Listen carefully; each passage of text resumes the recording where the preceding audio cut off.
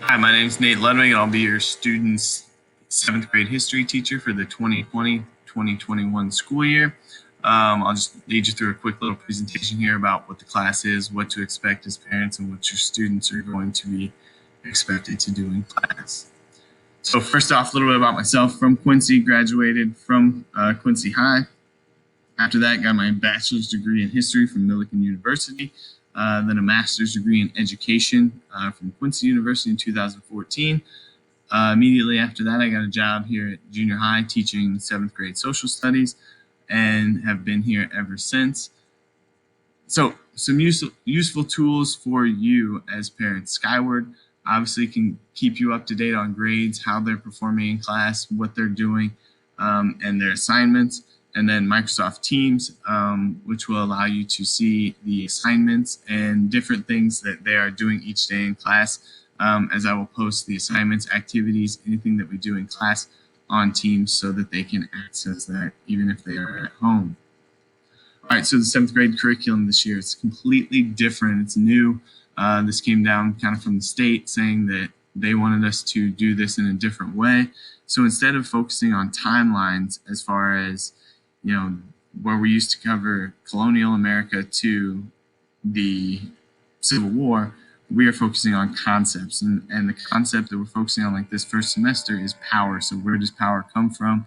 Who has power? How do people get power or anything else? So for instance, like leadership is one of the things that goes in that. So they just completed a project on leadership where they had to research two different leaders, talk about what made them a good leader or a bad leader, and compare those two leaders to each other. Now we're moving into systems where they're talking about different systems of government, where that power comes from, how that's used, how that affects them as citizens and people in the United States or in the world as furthermore. One of the big perks here is it allows them to study what they're interested in. While it's still a U.S. history class, they get a more of a selection of if they are interested in Civil War time period, they can study that. If they're interested in like World War II and what was happening there, that's what they can, with some leeway, they can choose to spend their time and do projects in and study that instead of being forced to study a certain time period in a certain spot. And one of the big things for this is it covers a much wider time frame. They can then study, anything up to almost present day, whereas before we were stuck within those, 200 or so years. So now we can really broaden their education and their experience that they can receive in history class.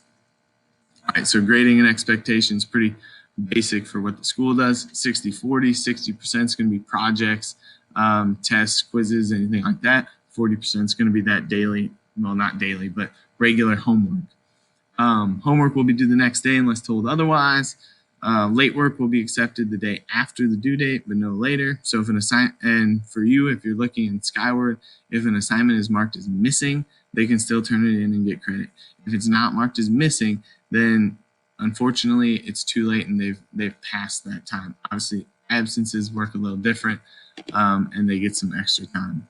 So projects, they get a little longer than homework to do because obviously they're more in depth. We want them to explore that more, research, have more information, and do a little bit more with that.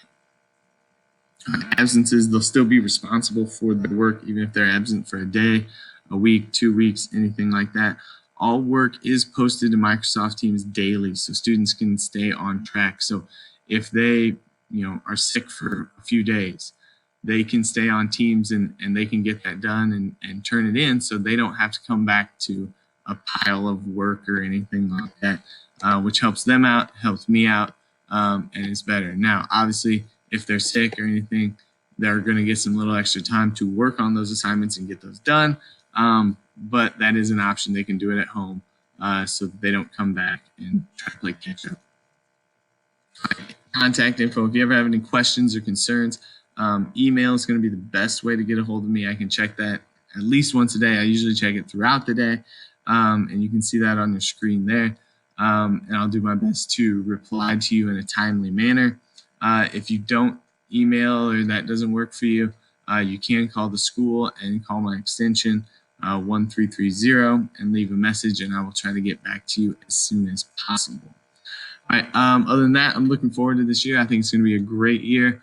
I'm excited to teach your students and hope that I can help them along in their educational journey. Thank you.